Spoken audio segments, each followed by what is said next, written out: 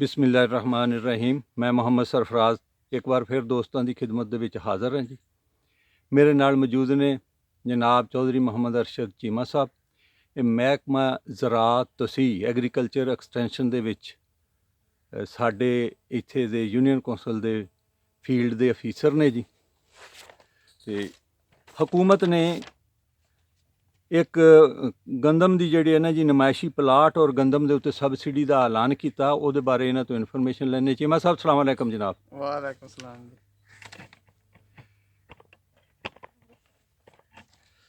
ਚੀਮਾ ਸਾਹਿਬ ਇਹ ਫਰਮਾਓ, ਜਿਹੜਾ ਪਿਛਲੇ ਸਾਲ ਜਿਸ ਤਰ੍ਹਾਂ ਕਣਕ ਦਾ ਫਸਲ ਖਰਾਬ ਹੋ ਗਈ, ਇਸ ਵੇਲੇ ਗੌਰਮੈਂਟ ਕਾਸ਼ਤਕਾਰਾਂ ਦੀ ਕੀ ਮਦਦ ਕਰ ਰਹੀ ਹੈ? ਗੌਰਮੈਂਟ ਜੀ ਇਸ ਸਾਲ ਇੱਕ ਤੇ ਸਬਸਿਡੀ ਤੇ ਬੀਜ ਦੇ ਰਹੀ ਹੈ ਜ਼ਿਮੀਂਦਾਰਾਂ ਨੂੰ ਜੀ। ਅੱਧੀ ਕੀਮਤ ਗੌਰਮੈਂਟ ਦੇਵੇਗੀ, ਅੱਧੀ ਜ਼ਿਮੀਂਦਾਰ ਦੇਵੇਗਾ। ਸਬਸਿਡੀ ਹੋਵੇਗੀ ਉਸ ਤੇ। ਉਹ ਬੀਜ ਕਿੱਥੋਂ ਲੱਭੇਗਾ ਜੀ? ਇਹ ਬੀਜ ਜੀ ਮੁਖਤਲਿਫ ਰਜਿਸਟਰਡ ਕੰਪਨੀਆਂ ਨੇ ਗੌਰਮੈਂਟ ਦੀਆਂ, ਇਹ ਉਹਨਾਂ ਕੋਲੋਂ ਮਿਲੇਗਾ ਜੀ। ਤੇ ਡੀਲਰਾਂ ਕੋਲੋਂ ਮਿਲੇਗਾ, ਉੱਥੋਂ ਖਰੀਦੇਗਾ ਜ਼ਿਮੀਂਦਾਰ। ਅੱਛਾ ਜੀ। ਵਿੱਚੋਂ ਇੱਕ ਟੋਕਨ ਨਿਕਲੇਗਾ। ਅੱਛਾ ਜੀ। ਉਹ ਰਜਿਸਟਰਸ਼ੁਦਾ ਜ਼ਿਮੀਂਦਾਰ ਜਿਹੜੇ ਨੇ, ਇਹ ਉਹਨਾਂ ਨੂੰ ਵੀ ਮਿਲੇਗਾ ਜਿਹੜੇ ਰਜਿਸਟਰਸ਼ੁਦਾ ਮਹਿਕਮਾ ਜ਼ਰਾਅਤ ਕੋਲ ਜ਼ਿਮੀਂਦਾਰ ਨੇ। ਉਹ ਟੋਕਨ ਆਪਣੇ ਮੋਬਾਈਲ ਤੋਂ ਮੈਸੇਜ ਸੈਂਡ ਕਰਾਂਗੇ 8070 ਤੇ। 8070 ਤੇ? ਹਾਂਜੀ। ਅੱਛਾ ਜੀ। ਤੇ ਆਪਣਾ ਸ਼ਨਾਖਤੀ ਕਾਰਡ ਨੰਬਰ ਲਿਖ ਕੇ ਜੀ ਤੇ ਟੋਕਨ ਨੰਬਰ ਲਿਖ ਕੇ 8070 ਤੇ ਮੈਸੇਜ ਕਰਾਂਗੇ ਜੀ। ਵਾਪਸੀ ਫਿਰ ਮੈਸੇਜ ਆਵੇਗਾ ਵੀ ਤੁਹਾਨੂੰ 3 ਮਹੀਨਿਆਂ ਬਾਅਦ ਜਾਂ ਇੰਨੇ ਦੇਰ ਬਾਅਦ ਤੁਹਾਨੂੰ ਬਕਾਇਆ ਪੈਸੇ ਮਿਲ ਜਾਣਗੇ। ਠੀਕ ਹੈ ਜੀ।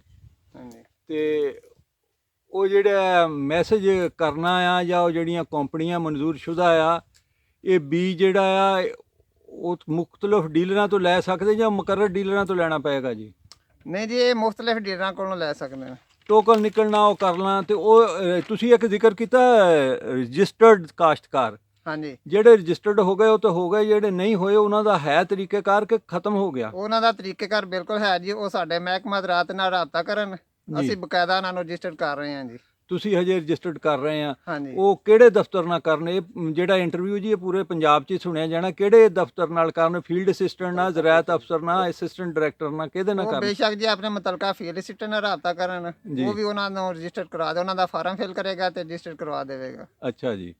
ਅਗਰ ਉਹ ਫੀਲਡ ਅਸਿਸਟੈਂਟ ਸਾਹਿਬ ਉਸ ਵੇਲੇ ਨਹੀਂ ਅਵੇਲੇਬਲ ਤੇ ਔਰ ਅਸਿਸਟੈਂਟ ਡਾਇਰੈਕਟਰ ਦੇ ਦਫ਼ਤਰ ਹਾਜ਼ਰ ਹੋ ਜਾਣ। ਔਰ ਅਸਿਸਟੈਂਟ ਡਾਇਰੈਕਟਰ ਸਾਹਿਬ ਦਾ ਦਫ਼ਤਰ ਜੀ ਹਰ ਤਹਿਸੀਲ ਦੀ ਸਤ੍ਹਾ ਤੇ ਆ, ਹਰ ਯੂਨੀਅਨ ਤੇ ਫੀਲਡ ਅਸਿਸਟੈਂਟ ਆ, ਉਹਨਾਂ ਦੇ ਉੱਪਰ ਜ਼ਰਾਅਤ ਅਫਸਰ ਆ। ਕਿਸੇ ਨੂੰ ਵੀ ਮਿਲ ਕੇ ਆਪਣੇ ਆਪ ਨੂੰ ਰਜਿਸਟਰਡ ਕਰਾਓ ਔਰ ਇਹ ਬੀਜ ਖਰੀਦੋ। ਇਹਦੇ ਤੋਂ ਸਬਸਿਡੀ ਲੈਣੀ ਚਾਹੀਦੀ ਆ। ਦੂਸਰਾ ਜਿਹੜਾ ਨਾਕਸ ਬੀਜ ਬਣ ਗਿਆ ਪਿਛਲੇ ਸਾਲ ਬਿਮਾਰੀ ਦੀ ਵਜ੍ਹਾ ਤੋਂ, ਉਹ ਨਹੀਂ ਬੀਜਣਾ ਚਾਹੀਦਾ। ਇਹਦੇ ਲਈ ਕੋਈ ਸ਼ਰਤ ਹੈ ਕਿ ਇੰਨਾ ਰਕਬੇ ਨੂੰ ਮਿਲਣਾ, ਇੰਨੇ ਨੂੰ ਨਹੀਂ ਮਿਲਣਾ?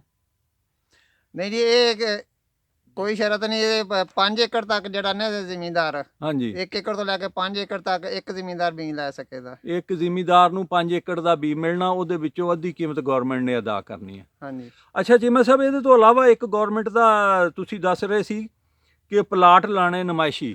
ਹਾਂਜੀ। ਨਮਾਇਸ਼ੀ ਪਲਾਟ ਲਵਾਉਣ ਵਾਸਤੇ ਕੀ ਕੀ ਸ਼ਰਤਾਂ ਕਾਸ਼ਤਕਾਰ ਦੀਆਂ?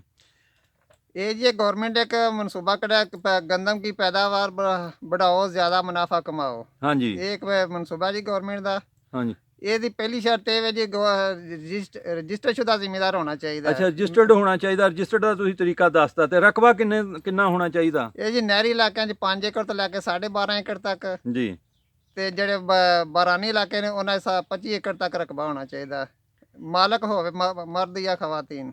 ਇਹ ਦਰਖਾਸਤ ਦੇਹਿੰਦਾ ਜਿਹੜਾ, ਉਹਦਾ ਰਿਕਾਰਡ ਕਿਹੜੇ ਦਫ਼ਤਰ 'ਚ ਹੁੰਦਾ ਜੀ? ਇਹ ਜੀ ਮੁਤਲਕਾ ਅਸਿਸਟੈਂਟ ਡਾਇਰੈਕਟਰ ਜ਼ਰਾਅਤ ਤਹਿਸੀਲ ਲੈਵਲ ਤੇ ਜਿਹੜੇ ਸਾਡੇ ਦਫ਼ਤਰ ਨੇ, ਤਹਿਸੀਲ ਲੈਵਲ ਤੇ ਜਿਹੜੇ ਅਸਿਸਟੈਂਟ ਡਾਇਰੈਕਟਰ ਸਾਹਿਬ ਦਾ। ਹਾਂਜੀ।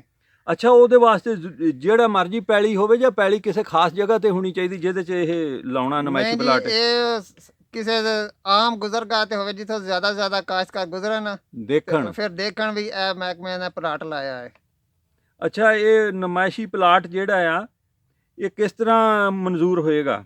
ਕੋਈ ਕੁਰਾ ਅੰਦਾਜ਼ੀ ਹੋਣੀ ਜਾਂ ਜਿਹਨੇ ਦਰਖਾਸਤ ਦੇਣੀ ਉਹਦਾ ਹੋ ਜਾਣਾ? ਨਹੀਂ ਜੀ, ਇਹ ਜ਼ਿਮੀਂਦਾਰ ਦਰਖਾਸਤਾਂ ਦੇਣਗੇ, ਸਾਡੇ ਅਸਿਸਟੈਂਟ ਡਾਇਰੈਕਟਰ ਜ਼ਰਾਅਤ ਦਾ ਦਫ਼ਤਰ ਜਮ੍ਹਾਂ ਕਰਾਉਣਗੇ। ਉਹ ਦਰਖਾਸਤਾਂ ਫਿਰ ਜ਼ਿਲ੍ਹੇ ਵਿੱਚ ਜਾਣਗੀਆਂ ਸਾਡੇ ਡਿਪਟੀ ਡਾਇਰੈਕਟਰ ਦੇ ਦਫ਼ਤਰ। ਅੱਛਾ ਜੀ। ਉੱਥੇ ਜਾ ਕੇ ਨਾ ਜਾਂਚ ਪੜਤਾਲ ਹੋਵੇਗੀ ਜੀ। ਫਿਰ ਜਿਹੜੀਆਂ ਮਨਜ਼ੂਰਸ਼ੁਦਾ ਦਰਖਾਸਤਾਂ ਹੋਣਗੀਆਂ ਉਹ ਡਿਵੀਜ਼ਨਲ ਲੈਵਲ, ਸਾਡੇ ਜਿਹੜੇ ਡਾਇਰੈਕਟਰ ਸਾਹਿਬ ਨੇ ਡਿਵੀਜ਼ਨਲ ਲੈਵਲ ਦੇ, ਉਹ ਕੁਰਾਂਦਾਜ਼ੀ ਕਰਨਗੇ ਜੀ।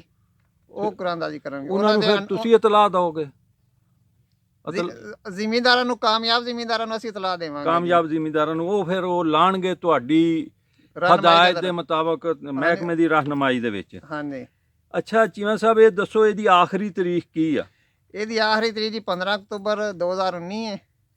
ਉਸ ਤੱਕ ਦਰਖਾਸਤਾਂ ਜ਼ਿਮੀਂਦਾਰ ਜਮ੍ਹਾਂ ਕਰਾ ਸਕਦਾ ਹੈ। ਜੀ ਠੀਕ ਹੋ ਗਿਆ ਚੀਮਾ ਸਾਹਿਬ, ਬਹੁਤ ਬਹੁਤ ਸ਼ੁਕਰੀਆ ਜੀ, ਤੁਸੀਂ ਬਹੁਤ ਅੱਛੀ ਇਨਫੋਰਮੇਸ਼ਨ ਦਿੱਤੀ ਹੈ ਕਣਕ ਦੇ ਬੀਜ ਦੇ ਸਬਸਿਡੀ ਦੀ ਔਰ ਨਮਾਇਸ਼ੀ ਪਲਾਟਾਂ ਦੀ। ਔਰ ਅਸੀਂ ਉਮੀਦ ਕਰਦੇ ਇਸੇ ਤਰ੍ਹਾਂ ਤੁਸੀਂ ਫਿਰ ਮਜ਼ੀਦ ਵੀ ਕਾਸ਼ਤਕਾਰਾਂ ਦੀ ਰਹਿਨੁਮਾਈ ਕਰਦੇ ਰਹੋਗੇ। ਥੈਂਕ ਯੂ ਜੀ। ਹਾਂਜੀ, ਅਸਲਾਮ ਵਾਲੇਕੁਮ ਜੀ। ਤੇ ਚੀਮਾ ਸਾਹਿਬ ਜਾਂਦੇ ਜਾਂਦੇ ਇੱਕ ਨਾਰਾ ਮਾਰਨਾ, ਪਾਕਿਸਤਾਨ ਦਾ ਪਾਕਿਸਤਾਨ ਜ਼ਿੰਦਾਬਾਦ। ਜ਼ਿੰਦਾਬਾਦ।